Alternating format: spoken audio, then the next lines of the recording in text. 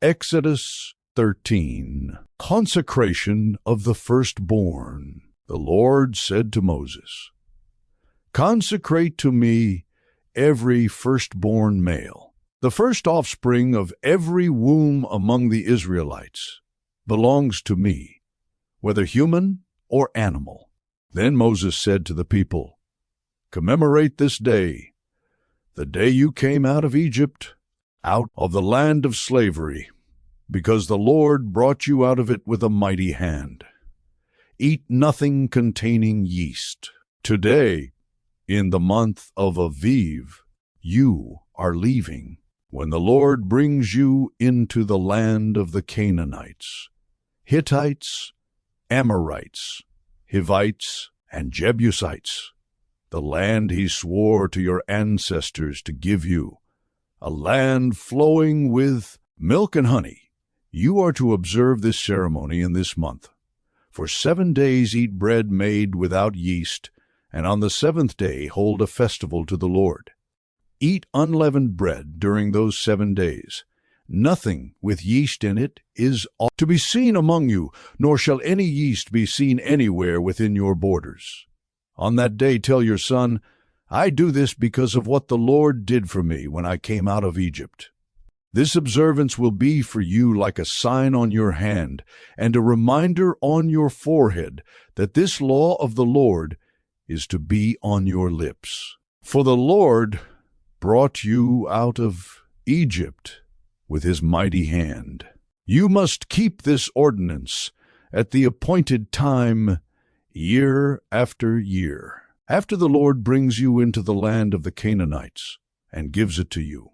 As he promised on oath to you and your ancestors, you are to give over to the Lord the first offspring of every womb. All the firstborn males of your livestock belong to the Lord. Redeem with a lamb every firstborn donkey, but if you do not redeem it, break its neck. Redeem every firstborn among your sons.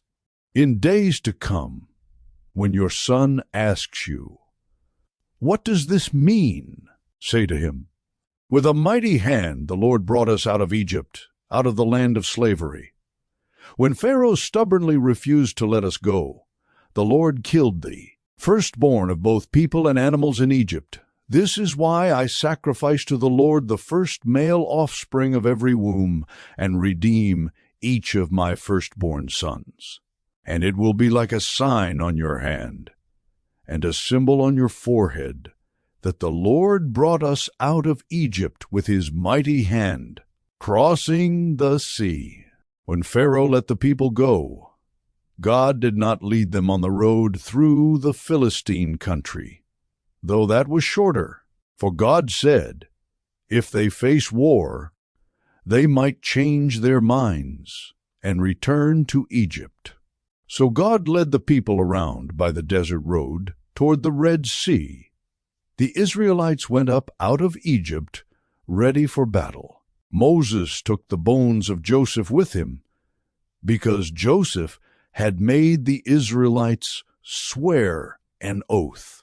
He had said, "God will surely come to your aid, and then you must carry my bones up with you from this place." After leaving Succoth, they camped at Etham, on the edge of the desert. By day the Lord went ahead of them in a pillar of cloud to guide them on their way, and by night in a pillar of fire to give them light, so that they could travel by day or night.